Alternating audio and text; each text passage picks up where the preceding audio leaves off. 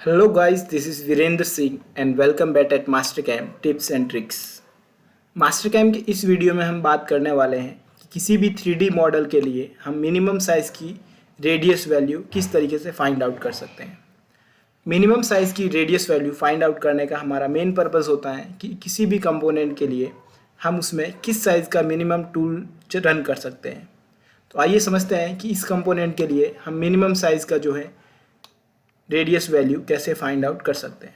तो इसके लिए सबसे पहले आपको जाना मास्टरकैम के होम टैब में और यहाँ से नेक्स्ट कमांड रहती है चेक सॉलिड।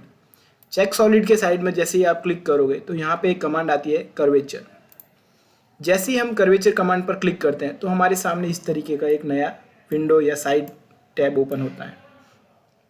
यहाँ पर सबसे पहले हमें यहाँ पे डालनी है कि मिनिमम जो रेडियस वैल्यू लेस देन, जिसका अर्थ है कि किस रेडियस वैल्यू से छोटी रेडियस वैल्यूज़ हमें यहाँ पे शो होनी है।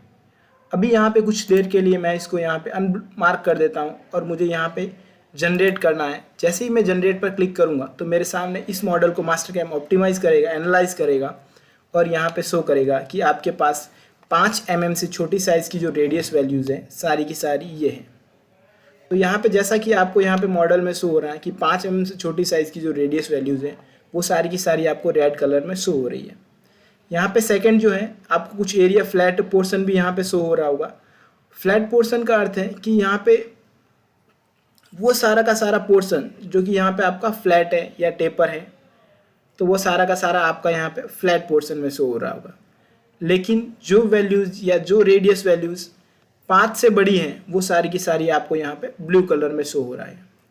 अभी अगर इसे मैं 10 करता हूँ, मैंने किया 10 एंड ओके, तो जैसा आप देख पा रहे हैं तो यहाँ पे जो 10 की साइज़ की भी रेडियस वैल्यूज़ थी वो भी सारी की सारी यहाँ पे शो हो रही है।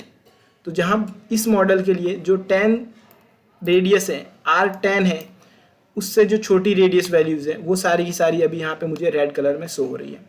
अगर मैं यहाँ पे नीचे की तरफ एक ऑप्शन है डिस्प्ले ओनली इंटरनल रेडियस, जैसे ही मैं इसको ऑन करता हूँ, इसको ऑन करने का अर्थ है कि ओनली यहाँ पे अभी मेरा ऑटोमेटिकली प्लेन आ गया कि आपको किस प्लेन के अकॉर्डिंग रेडियस वैल्यूज़ को एनालाइज करना है। मैंने कहा टॉप, तो जैसे ही मैंने टॉप पे किया तो मास्टरकैम हमें वो रेडियस वैल्यूज़ ओनली शो करेगा जो कि आपका, अगर मेरा टूल जो है टॉप से आएगा और उसकी जो रेडियस वैल्यूज़ 10 से छोटी जो भी यहाँ पे विजिबल होगी वो सारी की सारी मुझे यहाँ पे शो होने लगेगी। अगर मैं यहाँ पे फिर से इसे 5 करूँ तो जैसा आप देख पा रहे हैं कि इस मॉडल के लिए 5 से जो स्मॉल साइज़ की रेडियस वैल्यूज़ है वो सारी की सारी मुझे शो हो रही है। अगर मैं इसे और कम करूँ, मैंने इस पर 3 पे किया तो जैसा आप देख पा रहे हैं यहाँ पे ये जो रेडियस वैल्यू ये 3 से बड़ी है और यहाँ पे इस तरफ की जो बाकी जो रेड कलर में शो हो रही है वो सारी की सारी रेडियस वैल्यूज़ 3 से छोटी है।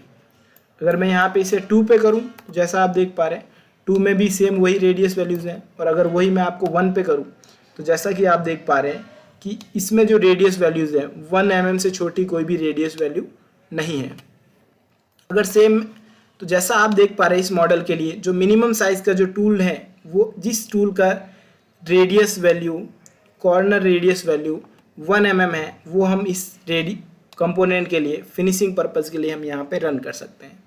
सो आई विश कि आप समझ गए होंगे कि किस तरीके से हम मास्टरकैम के अंदर मिनिमम साइज़ का, किसी भी मॉडल के लिए मिनिमम साइज़ का रेडियस वैल्यू फाइंड आउट कर सकते हैं। Thank you.